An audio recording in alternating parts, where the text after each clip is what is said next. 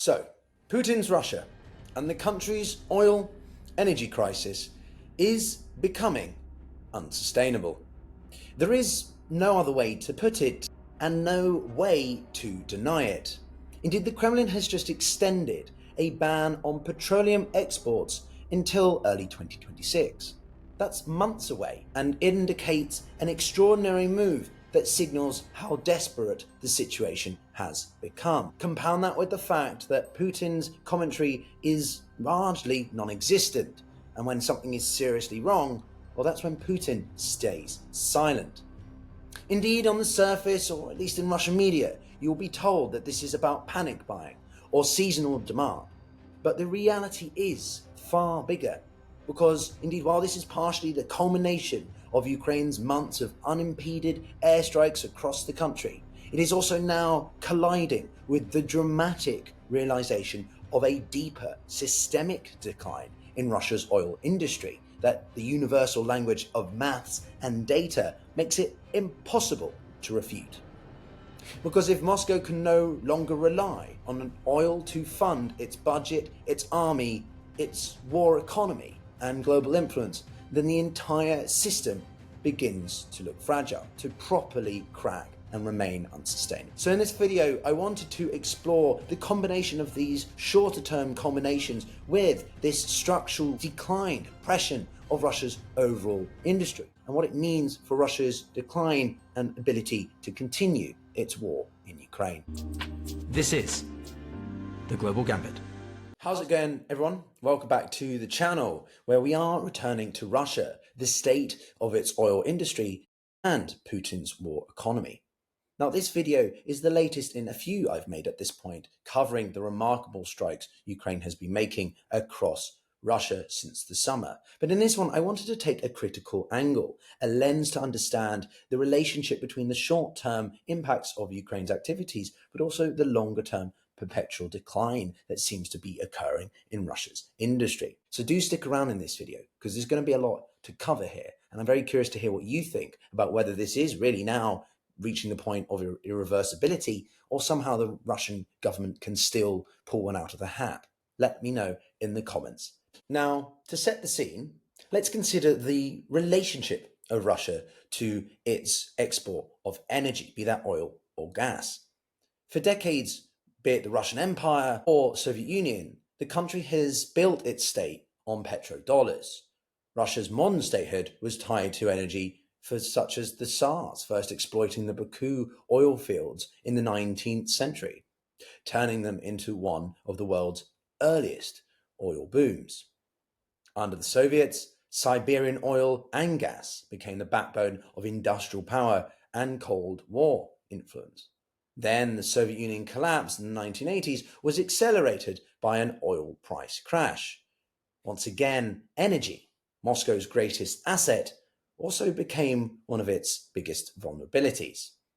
So oil alone now provides up to 1/3 of the country's budget revenue. But the golden era of cheap, abundant crude is long gone. Most of Russia's giant Soviet-era fields in western Siberia and the Volga-Urals are running dry. The Energy Ministry itself admits that by 2030, not that long away, 80% of all reserves will be, quote, hard to recover, up from 59% today. So what that means is that every barrel will be harder, slower, and more expensive to extract. As the Deputy Minister Pavel Sorokin has warned, capital and operating costs will grow. The Kremlin has hoped to copy America's sort of shale gas revolution, drilling Siberian shale using Texas-styled fracking technology. But the role of sanctions have, meant it impossible to gain the software, sensor, and drill bits required. Indeed, Gazprom-Nefte's own CEO has admitted that they were short 200 key items needed just to keep current operations going. Even the latest geological analysis software is frozen because Western updates are banned. And strengthened tankers, vital for Arctic shipments, and something I've covered in a video about Russia's growing restlessness over the Arctic Circle, has been cancelled by Korean and Japanese shipyards. The labour shortage is just as crippling. Skilled engineers have been drafted to the front, killed in combat, or just completely fled. As some people have put it, you have to run faster every year at this point just to stay in the same place. It's a slow, long goodbye for Russian oil, or as the metaphor I've used quite a few times at this point, a slow-moving car crash. Now, let's bring the long-term decline with a short-term shock. Ukraine's systematic campaign against Russia's energy infrastructure and ordinary Russians paying the price is reaching a critical mass. In just the past 2 months, as I've covered and many others have said, Ukrainian drones have struck 85 high-value targets, 33 military sites, and 52 military industrial facilities, including 16 of Russia's 38 refineries. Altogether, that's anywhere between 17 to 25% of Russia's refining capacity disabled. Over 1.1 million barrels a day. And I don't care how big a country you are or how big an ego you are in terms of Putin, no one can dismiss that figure. Therefore, petrol shortages are spreading nationwide. Prices at the pumps have soared from about $2 a gallon in September to as high as $4.52 just in September. Queues stretch for kilometers. Some station ration sales to 5 gallon per driver. Others have just banned customers from filling jerry cans completely. In Crimea, many stations have just closed. And in Nizhny Novgorod, school buses were cancelled because they had no fuel. Authorities have obviously denied all this, but Russians can see the queues for themselves and the lack of the government's ability to control or quell them. But the Kremlin solution, all the same? A ban on petrol exports until at least 2026. Now, one of the biggest challenges in global news, or a channel that tries to cover global events, it's not just about what happened. It's about how it's framed. The same policy can be spun in totally different ways, depending upon who's reporting it. And if you only stick to one source, then you don't see the full picture. Take tariffs. When Donald Trump slapped India with 50% duties over its Russian oil purchases, US outlets framed it as Trump getting tough and defending American jobs. India media, however, called it an unfair attack that would hurt exporters and small businesses. Meanwhile, Chinese state outlets spun it as proof of US bullying, encouraging Delhi to pivot away from Washington. Same event, 3 completely different narratives and perspectives. And that's just one example. You'll see the same thing with tariffs on China, European trade disputes, or pretty much any international deal involving Donald Trump. And so that's why I use today's sponsor, Ground News. It pulls together thousands of outlets into one place, lets you compare the headlines side by side, track the political bias, and my favorite feature, Blind Spot, which covers stories that the left, right, or international press aren't covering at all. It's a game changer if you want to cut through spin and actually understand the nuances of what's happening, which, if you're a regular viewer, you'll know mirrors my personal mission here, to cut through the echo chambers and engage with perspectives across the spectrum. You can check out my exclusive deal at ground.news/Pyotr, and with my link, you'll get 40% off unlimited access. I'll also leave the link in the description and pin comments so you can try it out for yourself. Thanks to Ground News for sponsoring this video. But anyone, let alone just economists, call it what it is: a desperate measure to keep Moscow and various other cities supplied as shortages creep into central Russia, the south, the Volga, and even the Far East. One Russian economist has even put it bluntly that Ukraine's strategy of striking the oil industry is, quote, the most effective thing it can do to damage the Russian war machine. Indeed, this is a classical move in military doctrine. Target supply chains when the other side is overly aggressive or confident on the front lines.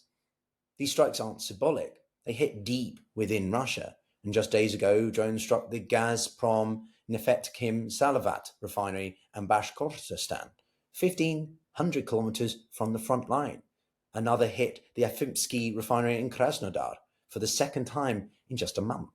Even pro-Kremlin bloggers are furious. Quite the entertainment if you do want to read them and how angry they get. The point is that this is creating incredible resentment and a sense of, well, disenfranchisement with the government and the sense that Russia has it under control. Officials insist these are temporary shortages caused by seasonal demand or panic buying. And beneath all that noise lies a harsher truth. Russia is running out of, well, even surface-to-air missiles at this point. Air defense units are being reassigned to infantry. Bulk launchers are running with 1 or 2 missiles for every 6 vehicles.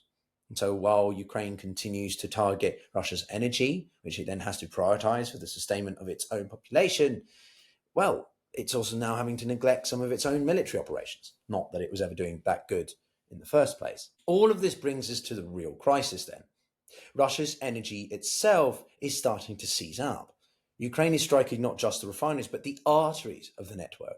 In Bashkortostan, a pipe nexus connecting southern Siberian oil to Europe, damage could lock in about $300 million barrels a day. At Primorsk and Ust-Luga, Russia's 2 largest Baltic export ports, throughput has halved.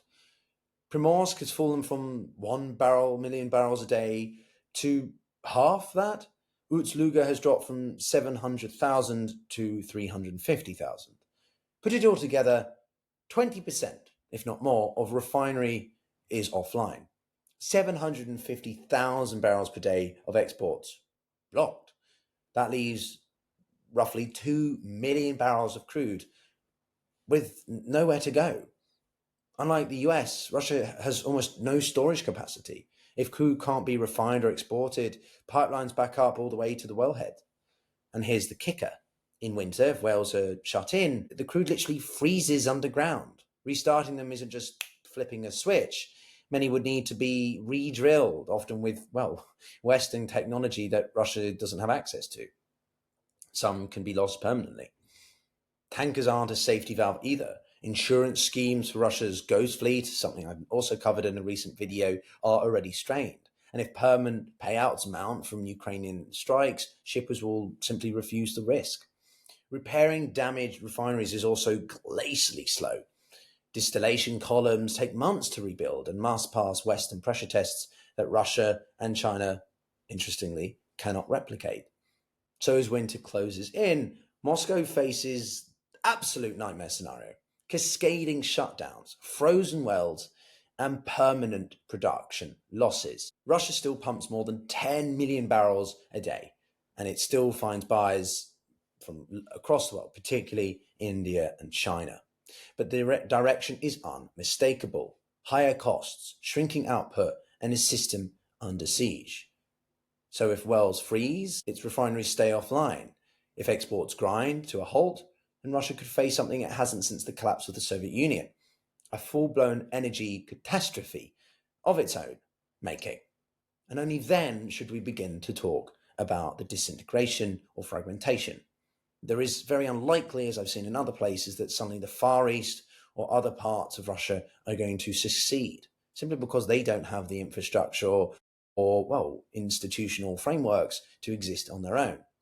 And so it's not just bad news for Putin. It's a shock that could reshape global oil markets, test Europe's energy security, and alter the course of the war in Ukraine for the long term. Thanks for watching. If you found this breakdown useful, then do give the video a thumbs up so that more people can see it, and do consider subscribing if you want straight, no-nonsense analysis on global geopolitics and economics. If you don't know me, my name is Pyotr. I'm a mixture of English and Russian, being brought up in the UK, but having spent a lot of time in Russia and the Slavic world, and I try to bring that through how I talk about things on the channel. I've also been educated at Johns Hopkins in economics, strategic studies, and international relations, and worked in the UN World Bank on areas related to this. So I try to do my best in being thorough as well as informative. And I hope to see you all in the future ones, and watch this video next about what the Arctic could be doing for the future of Russia's security as well. Take care.